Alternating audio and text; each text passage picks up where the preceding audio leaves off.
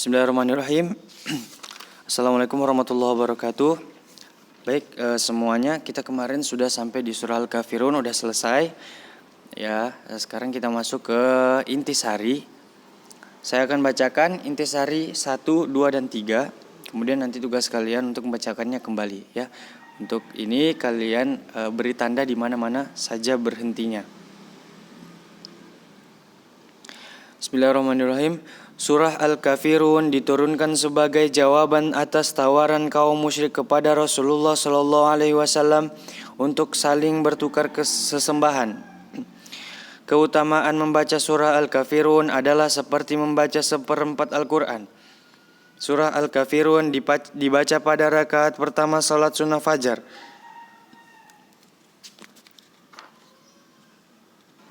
Oke, itu tadi intisari yang 1, 2, dan 3. Kemudian intisari yang keempat, ini tidak perlu dibaca, tidak perlu dihafalin.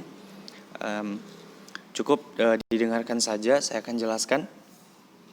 Intisari yang keempat, dalam masalah akidah, yaitu yang menyangkut keyakinan, seseorang muslim harus tegas kepada non-muslim untuk tidak mengikuti kebiasaan-kebiasaan mereka. Nah, jadi kita ditegaskan bahwasannya tidak boleh mengikuti kebiasaan-kebiasaan orang kafir, orang non-muslim. Ya, man tasyabbaha biqaumin fahuwa minhum. Barang siapa yang menyerupai suatu kaum, maka dia termasuk golongan mereka. Jadi kita tidak boleh mengikuti kebiasaan-kebiasaan, tradisi-tradisi mereka. Misalnya seperti apa? Perayaan ulang tahun. Merayakan ulang tahun itu sebenarnya sah-sah saja, ya, selama terkandung doa-doa yang baik di dalamnya. Yang tidak boleh kita lakukan adalah meniup lilin. Kenapa? Meniup lilin itu adalah tradisi atau kebiasaan-kebiasaan orang Majusi yang berdoa di depan api.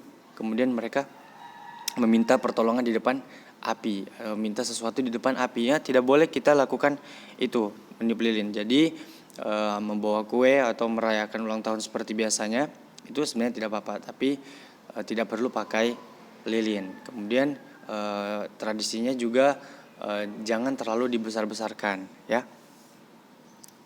Biasa-biasa saja.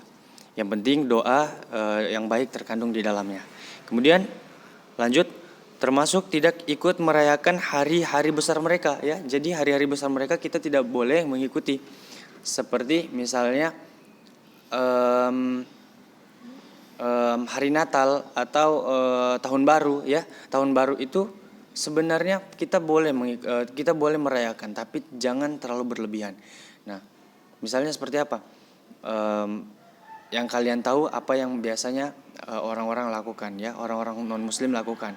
Kita boleh merayakan dengan zikir, kita merayakan dengan membaca Al-Quran, itu boleh, ya.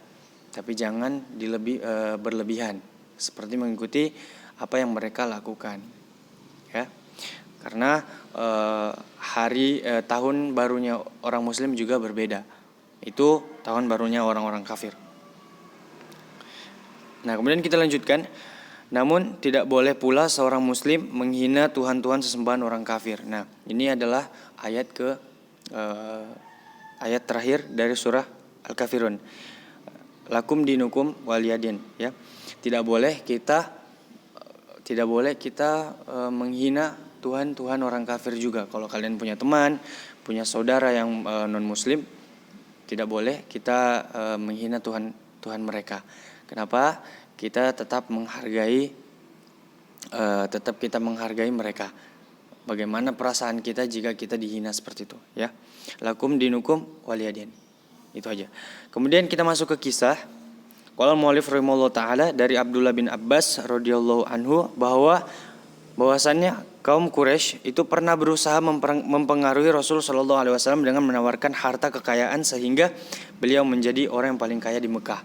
Jadi orang-orang Quraisy dulu itu kan ketika Nabi datang berdakwah, ya, mereka sangat takut, dan mereka berusaha untuk menghentikan Nabi, tapi tidak bisa.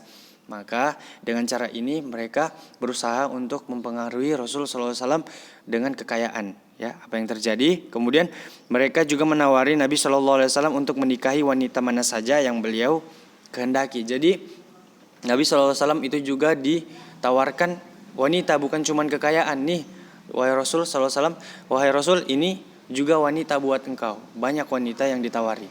Nah, tinggal engkau pilih, wahai Nabi Shallallahu Alaihi Wasallam. Nah, tapi Rasul Shallallahu Alaihi Wasallam tidak mau. Nah, upaya tersebut mereka sampaikan seraya berkata, inilah yang kami sediakan untukmu wahai Nabi Shallallahu Alaihi Wasallam. Nah, dengan catatan, dengan syarat engkau jangan memaki-maki Tuhan kami dan menjelek-jelekannya. Nah, atau sembahlah Tuhan-Tuhan kami selama setahun. Jadi Rasul Shallallahu Alaihi Wasallam itu disuruh menyembah Tuhan mereka. Nah, kan Nabi tahu bahwasannya itu berhala-berhala atau Tuhan-Tuhan yang mereka sembah itu adalah ciptaan juga. Nah, kemudian Nabi SAW menjawab, aku akan menunggu wahyu dari Robku. Ya, ayat ini surah Al-Kafirun diturunkan terkait dengan peristiwa tersebut, yaitu sebagai perintah untuk menolak tawaran kaum musyrikin Quraisy. Nah, jadi ayat Al-Kafirun ini diturunkan untuk sebagai penolakan tawaran kaum musyrikin Quraisy. Ya. Mungkin sampai situ saja dulu. Semoga kalian paham.